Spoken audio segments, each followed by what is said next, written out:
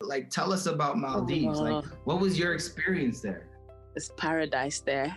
It really is. It's Wow. totally amazing. Like, it's it's very different to like my other type of travels or our other type of travels. Like, it's more tranquil and peace. It's not the adventure junkies holiday. I wouldn't say. It's more Gotcha. like a coupley family type thing. Like, there's not adventure stuff to do. Like, there's water sports.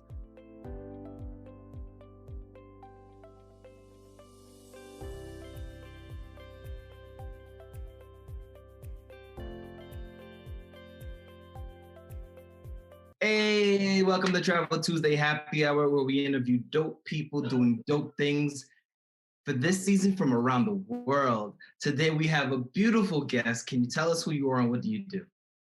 Hello, my name is Tola. I live in London. I'm a nurse by profession, but I love to travel. Oh, a nurse by profession, but love to travel. So, what got you into traveling? To be honest, when I look back at it, I think it was kind of a thing that just happened from my childhood.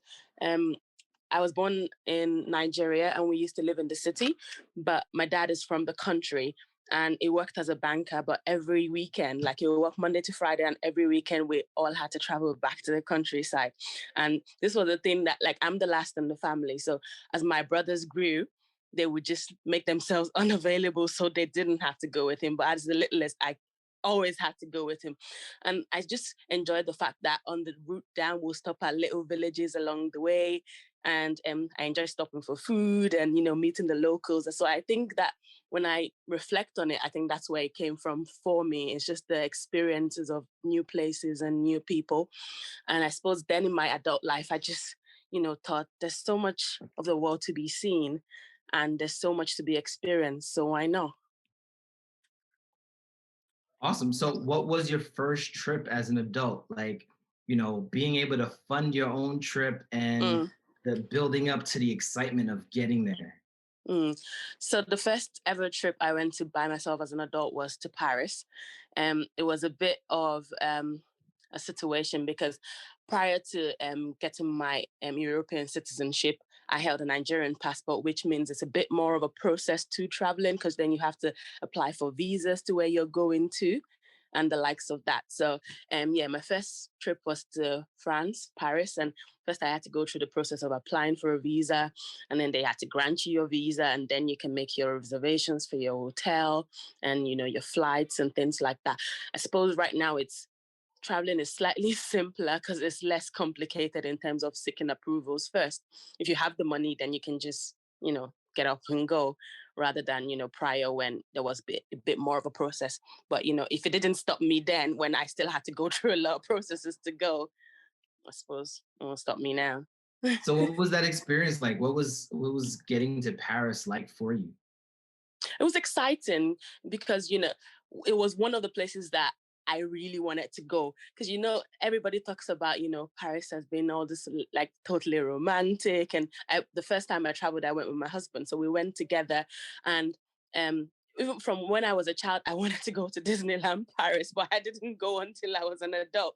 So that was like our first stop, and we spent like 2 days exploring the park, and then we did a bit of the other stuff that people do in Paris, like going to Eiffel Tower and the rest. But it was just the beauty of, going somewhere that you've always wanted to go. And, it was as magical as I imagined it would be. And, just, I suppose for me, traveling is just being somewhere new and just immersing yourself in the experience. um I suppose I don't know how much better I could explain it, but just the thrill of being somewhere new and just wanting to know about it and trying to put yourself in that moment and enjoy it really. Right. So it's crazy because some people, so you know how they say that you never want to meet your idol or you never want to go to that like to your bucket list place or your like the place you most want to visit the most because you'll feel disappointed if it doesn't meet your Mm, expectations. So it sounds like Paris met every expectation, especially Disney World. I mean, I yeah. have yet to been to Disney World or Disneyland here in the United States. No So way, are you so crazy? I'm still working on my adult adventures. So so I definitely feel you on that. Mm, and it sounds like it met everything that you expected, right? Absolutely. I suppose I put Awesome. so much effort into, as I said earlier, like first I had to get approval in terms of visas to get in. And at each stage, you could be met by, well, sorry, you can't come, because it was quite invasive. They ask you for your passport and your bank details and your working details and all of this. So, I think I was so eager to go that getting there, it was just like a dream come true for me. So maybe there might have been some things that I wasn't happy with, but the fact that I was there alone was great for me, if you get what I mean. Yeah. Yeah, I had the same experience. So we went for the year to turn last year for Ghana, and this visa Okay. process was the most extensive process I've ever Oh experienced. gosh. And so I went to, I went to Egypt. I needed a visa for Egypt. I just went down to the consulate, got it the same day. You know what I mean? Mm, But the Ghana visa was just like mind blowing, unrealistic, because mm. so many people were trying to go at the same At the time. same time. Mm, And I mean, I'm glad that I wasn't the only one experiencing this, but mm. it was just crazy. I So can only you imagine. mentioned the thrill, the adventure. Are these Mm. the things that just keep you wanting to find different locations to visit, or is it just something else as well? I suppose I just feel like there's so much of the world out there to be seen. And why not? Like, why would you want to be stuck to the four perimeters of where you are? There's so much of the world to be seen. There's so much to be experienced. And I suppose every country, I try and take away something from everywhere I go.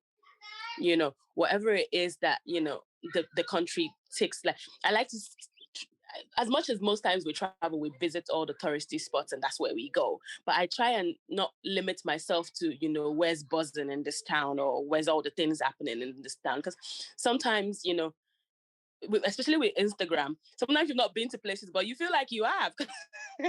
You've seen. For real, it makes it seem like, oh, I've been there. I don't need to go there anymore. Yeah, I mean, a Absolutely. lot of people like to do the local stuff because the Instagram stuff, once you finally hit the locations on Instagram, so many people there. And guess what? Everybody's got their phone out doing this, and and it makes it feel like, all right, I don't want to go here anymore. I want to go somewhere else. So that's Anymore. amazing. So Absolutely. Absolutely. so with all your travels, being a person Mm, of being a woman, especially traveling while Black, right? How mm. has that experience been? Have you found preferential treatment in some places and not so much so in others, or it's been pretty much the same for you all around?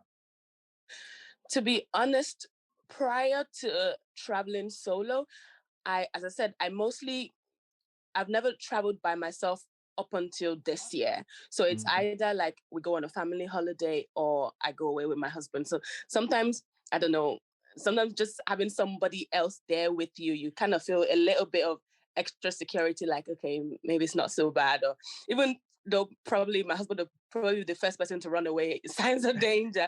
But sometimes it's just good to They have don't. that They look. person They see there a with big you. guy next to you. They're not gonna even bother you. You know. Yeah, right. But I suppose this year in January was my first ever solo trip, and I went to Malaysia, and it took a lot of me psyching myself into, because it's totally out of my comfort zone. And even in my own life, I'm not. Well, I never thought like I was someone that enjoyed my own company, because I'm never really alone. Like, I have three children. I've been with my partner for the longest time. And then I come from a big family. So from leaving home, then I got married. So I never had that time alone where I was like by myself. So traveling, going off for a week by myself, even like my family were nervous for me that, are you really sure you want to do this? But, you know, it just was something that I wanted to explore. Like, there must be something to get from it. And going to Malaysia, a whole like 13 hours or 14 hours from London, was a bit of, I might as well do it. I was scared, I wouldn't even lie. And I did all the safety things, like I turned my location on all the time, just so if you don't hear from me for more than an hour, call the police. So, whatever it was.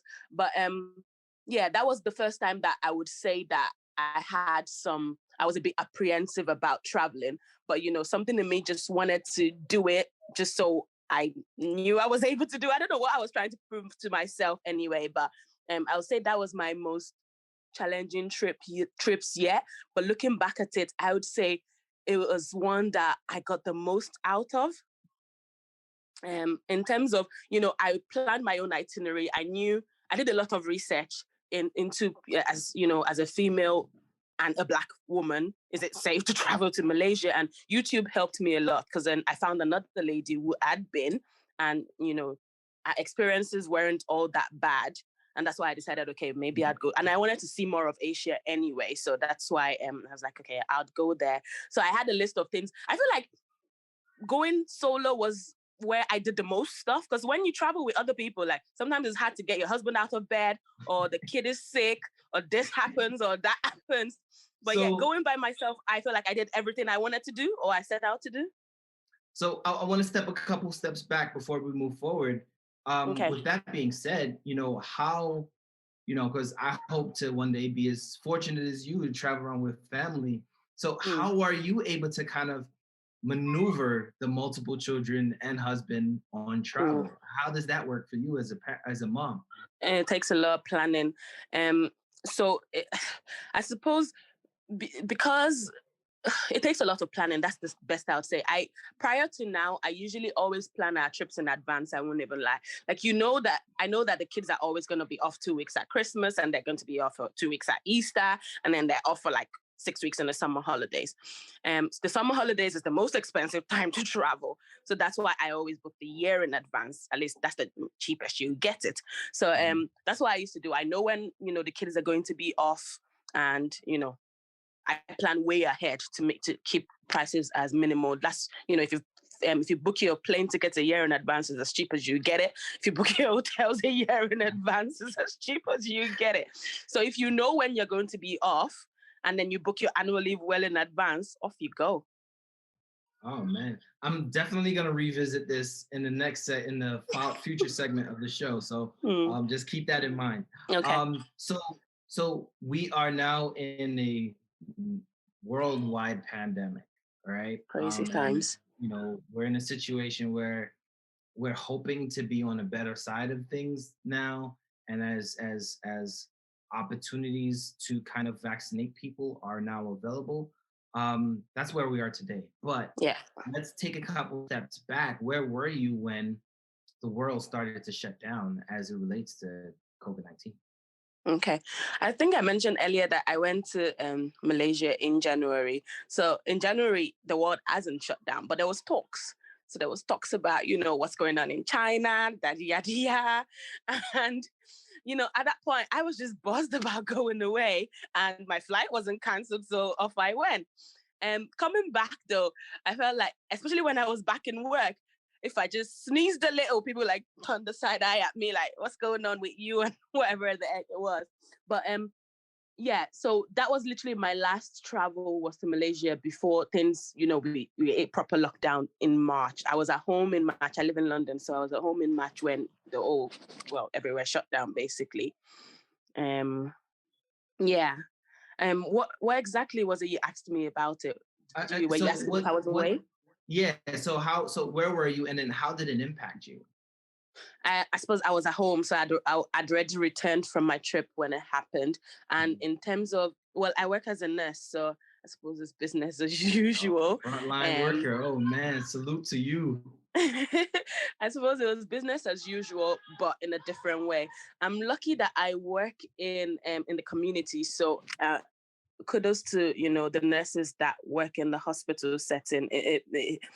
I really do take my hats off to them. And the community as well is it's challenging, but it's not as intense.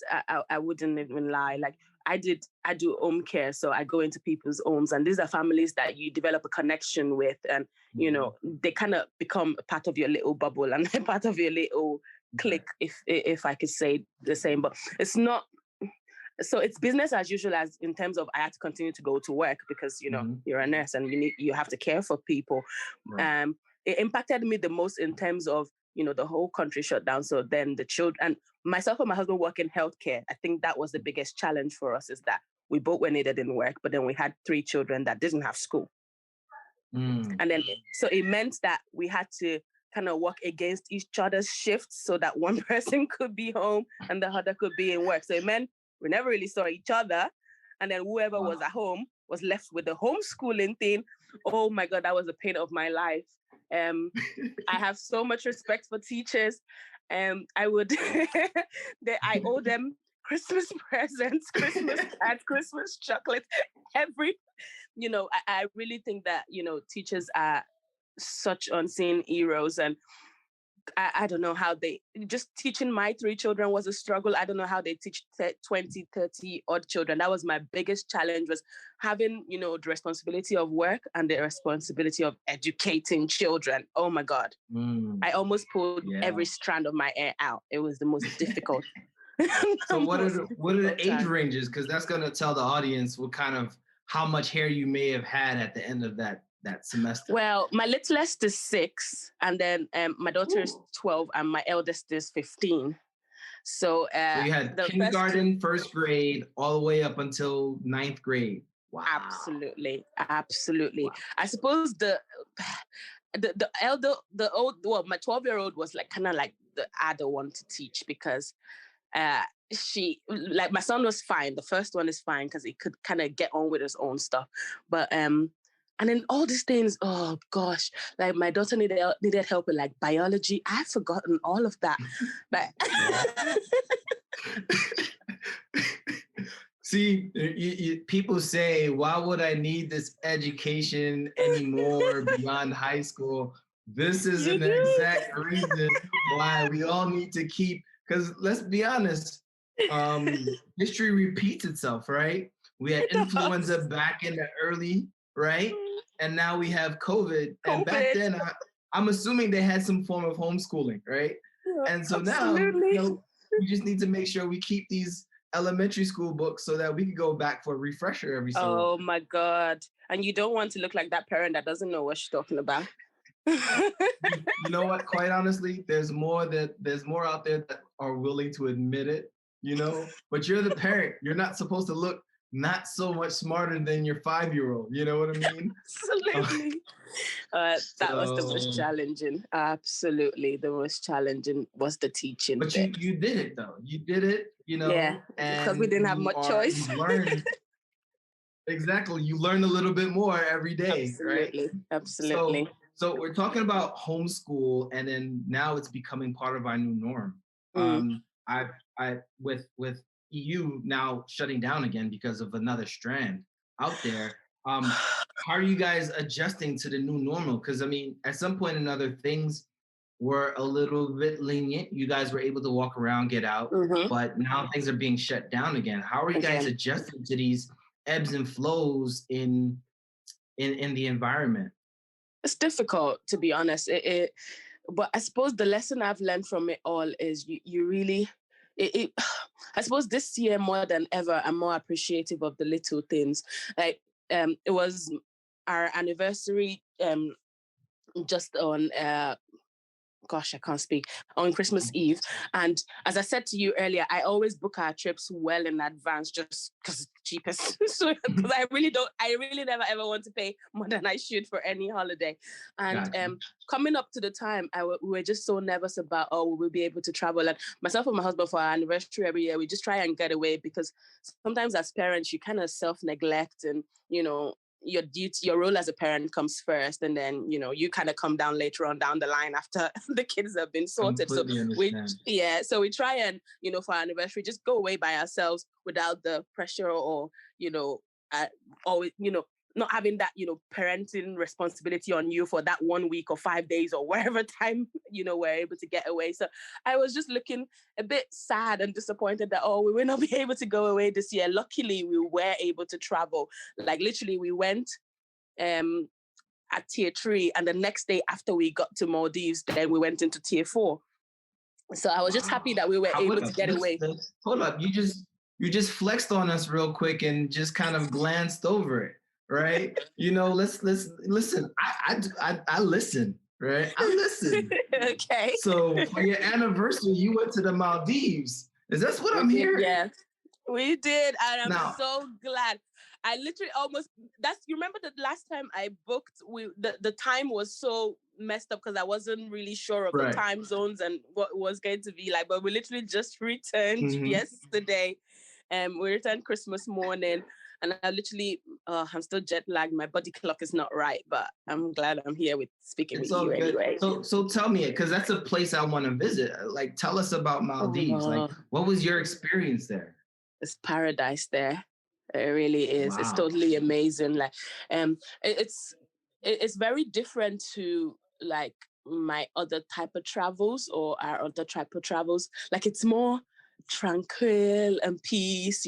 It's not the adventure junkies holiday. I wouldn't say it's more Got like a coupley family type thing. Like, there's not adventure stuff to do. Like, there's water spots, but that's about it. There's no like mountain climbing or hiking or the rest of the stuff. Got It's you. more where So it's you the go place to when go if you want to go, relax, chill. unwind, and literally relax.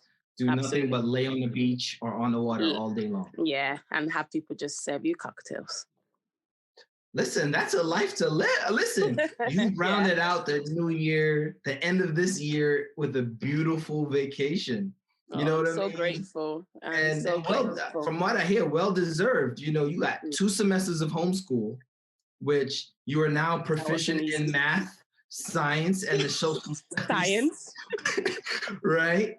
And in the midst of it all, still having to work and care for the people within the community. So that's definitely well deserved to both of you all. Oh, I'm Um, so happy we were able to go. that's amazing. So, as far as travel, right? Like, what are some of your top 5 things or tips that you would give somebody looking to start traveling? I want to also incorporate families that are looking to travel together, because you sound like you got it down packed. And Mm. I know some of my guests would probably love to. Some of my listeners would love to hear what is it that you as a parent do to make sure that not just you as solo travel, but you as a family can travel together. Okay, I suppose if you definitely for plan traveling as a family, it can be quite expensive. So I'd say plan well in advance. And the thing is, traveling for me is an experience. Like, you don't have to go to the most, especially if I'm traveling with my children. Sometimes I keep it in between Europe because it would not be as expensive as, for example, trying to fly your whole family to Dubai. So you have to look at your budget and book well in advance. The best advice I can give is book well in advance. You know when you're able to go. You know, sometimes people say, oh, last minute travel is cheap and all of these type of things. But if you have children, I think it's better to, you know, plan well in advance. If you're someone that, has, I wouldn't say it's what I do because I don't have it down to a T like that. Some people have like holiday funds and they put money into it every month and whatever it is. But what I do is I put a deposit on holidays. Most of these companies do it. You can secure your holiday with a little deposit. Sometimes £150 you secured your holiday. And then what I do is I have a whole year to pay it off. No pressure. So that's what I mostly do. I book like for now, I know British Airways starts their holidays on Boxing Day. They start their holiday sales. So I start hunting down where can I go next year? Next summer is July, August. I book my holidays from now. And it means that I can secure it with something from £75 to £300. And then you have the rest of all this time to pay off. That's what I do, and it works fine. Sometimes I put book deposits on 3 or 4 holidays, and I know I just pay off the quickest one first. So if, Mm. for example, I book my holidays now, I might book my Easter one, book my summer one, book my October next year one, book my Christmas one, like I did for our Maldives holiday. We'll book Christmas, book it all. All you have to do is put a deposit on it, and then you start paying it off in terms or That's in the nice. frequency of the one that you're going next. So whichever one is next, you have to pay that one off quickly. And it works. As I said earlier, if you're going to travel with kids, it's probably cheaper if your destination is not so far away. So look at places closer to home. There's loads of places in Europe that's amazing for kids. And with children, they're not as fussy. They just want to go away somewhere where they'll have the best time. If they're with you, they'll have the best time anyway. And everywhere has potential.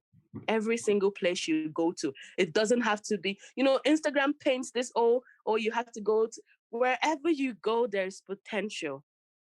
just, book Okay. the flight Okay. and go there. Awesome. Awesome. So what would you say so far, right? Because you said you have a 12-year-old, right? Or 14, Mm, 16-year-old? 15 is now. 15. The eldest is So 15.